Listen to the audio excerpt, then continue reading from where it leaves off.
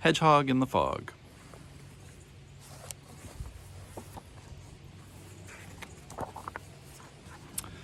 In the evenings, Hedgehog would go over to Bear's house to count the stars. Perched on a log, they would sip tea and gaze into the starry sky. It hung over the roof right behind the chimney. The stars to the right of the chimney belonged to Bear. The stars to the left were Hedgehog's.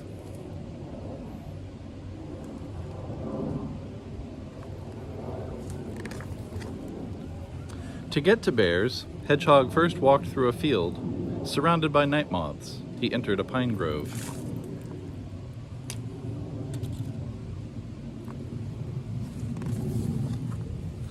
And when he came out of the grove, Owl stole up behind him, spreading his wings wide.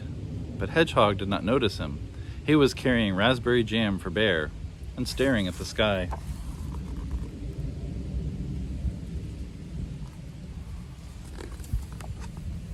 A star!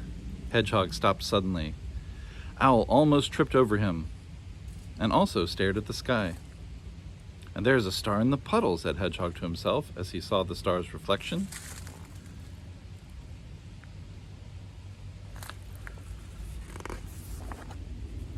Owl also bent over the puddle, but he saw nothing except for himself. Owl got angry and rippled the water with his feathery foot. Meanwhile, Hedgehog was already staring into a dark old well. "Ooh-hoo!" shouted Hedgehog. "Ooh-hoo!" droned the old well in reply. Hedgehog jumped to the ground and yoo-hooed quickly, as if throwing a pebble. Yoo-hoo!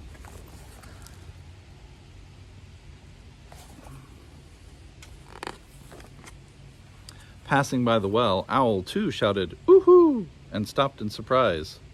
To him too, the well replied, "Ooh-hoo!" Owl clambered up on the rim of the well and shouted again, "Ooh-hoo!" and the well boomed in reply, "Ooh-hoo!" Owl giggled, and they went on booming and listening to each other, Owl and the old well. But Hedgehog ambled on with his bundle, imagining to himself how he would talk with Bear. "And I'll tell him, 'And I brought you raspberry jam,' and he'll say, 'The kettle has gotten cold. We should add those twigs, you know. What do you call them? Juniper twigs.' And I'll tell him, and I'll tell him, and I'll tell him," and here he broke off all of a sudden.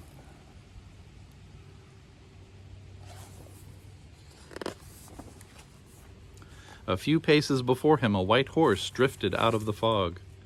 Interesting, thought Hedgehog. What if the horse were to fall asleep? Would it drown in the fog?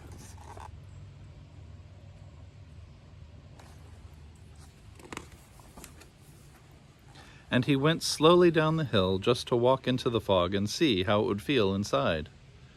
I can't see anything, not even my own paw. "Horse!" called out Hedgehog, but Horse said nothing in reply.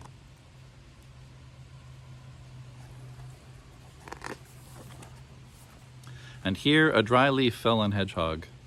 Frightened, Hedgehog covered his eyes with his paws, and when he peeked out, from under the leaf, a snail was drifting into the fog, mysteriously rocking her house. Hedgehog lifted the dry leaf with caution and heard breathing very close by.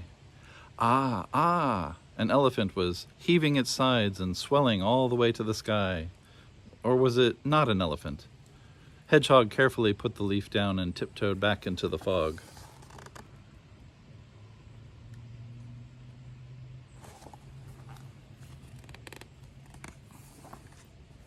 At that moment, the horse's big, kind head peered out of the fog. The head was snuffling and munching with relish. "Prrr," sighed the horse's head, and the dry leaf sprung up as if it were alive and crept away. Somewhere in the distance, Hedgehog heard a whirring sound, and suddenly, whiz! A bat whizzed over Hedgehog's head and instantly disappeared. Hedgehog didn't even have time to get scared when a light and silvery flock of night moths flitted all around him. "Hee-hee-hee-hee!" Hedgehog teased them and even started chasing them. He jumped up and waved his paws, pretending he was a night moth. But suddenly he stopped again, clutching his bundle to his chest.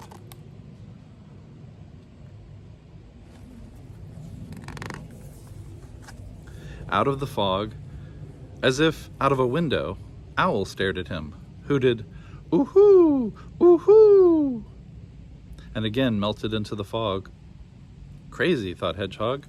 He raised a dry stick and, feeling his way through the fog, walked on.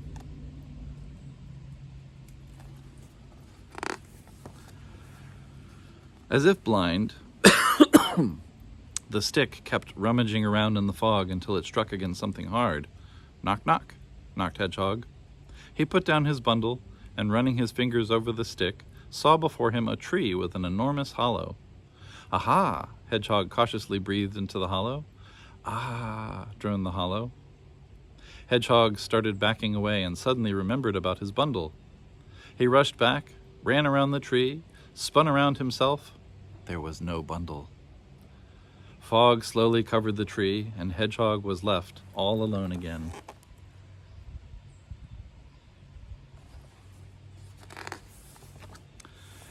"Hedgehog!" Someone's cry reached Hedgehog from far away. Meanwhile, the fog was thickening around Hedgehog. Hedgehog picked a blade of grass. On its very tip sat a firefly. Raising the blade over his head like a candle, Hedgehog bent forward and tried to make out his way. He plodded on through the fog. Trees like masts were drowning in the darkness. Firefly, his tiny green lighthouse, with barely a glimmer, swayed in the fog and lit the path. But then Firefly, too, fell into the grass and disappeared. It got completely dark.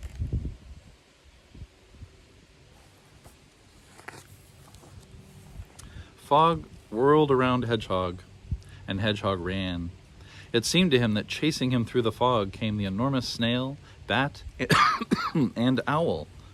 That elephant was panting, and Leaf was crumbling down from a tree. Hedgehog fell into the grass and covered his head with his paws.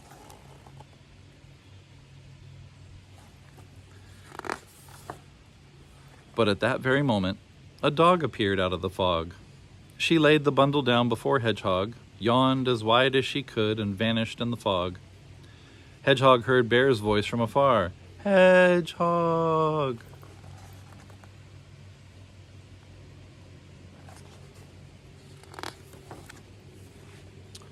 "Oh!" Hedgehog rushed toward the voice, but splash! He fell into the water.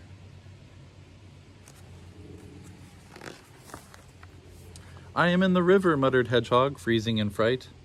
After a little while, he decided, let the river just carry me. He sighed deeply, and the river started carrying him downstream. Up above him, high in the sky, the stars shone brightly. Just over him on the shore, the horse's head drifted by. A delicate mandolin sound reached him from the distance.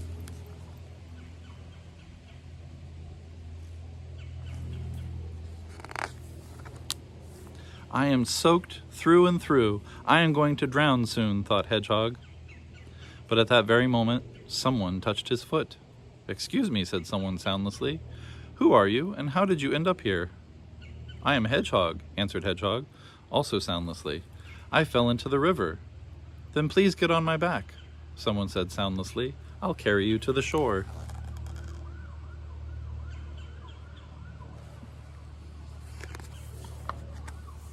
Hedgehog got onto someone's broad, slippery back, and in just a few moments found himself back on shore. "Thank you," said Hedgehog audibly. "Not at all," soundlessly said someone, whom Hedgehog did not even see, and disappeared into the waves.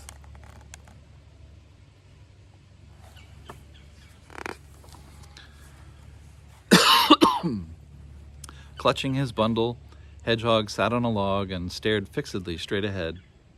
Hurried footsteps could be heard nearby. "Hedgehog, where are you?" the little bear wheezed, plopping down next to him. "I called, and you did not answer." Hedgehog said nothing. He only cast a barely noticeable sidelong glance. "I already boiled the kettle and moved the wicker chair closer so we could count the stars more comfortably. Here, I thought, you'll come any minute now, and we'll have tea with raspberry jam. It is raspberry jam that you brought, isn't it? And I boiled the kettle and those twigs, what do you call them?" "Juniper," said Hedgehog slowly. "Yes, juniper," Bear rejoiced, "to make smoke smell better." And, and, and who else besides you could count the stars with me?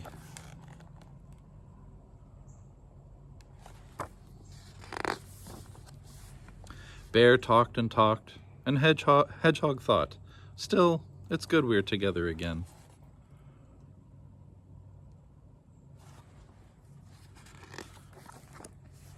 And Hedgehog thought about the horse as well. How is she doing there in the fog?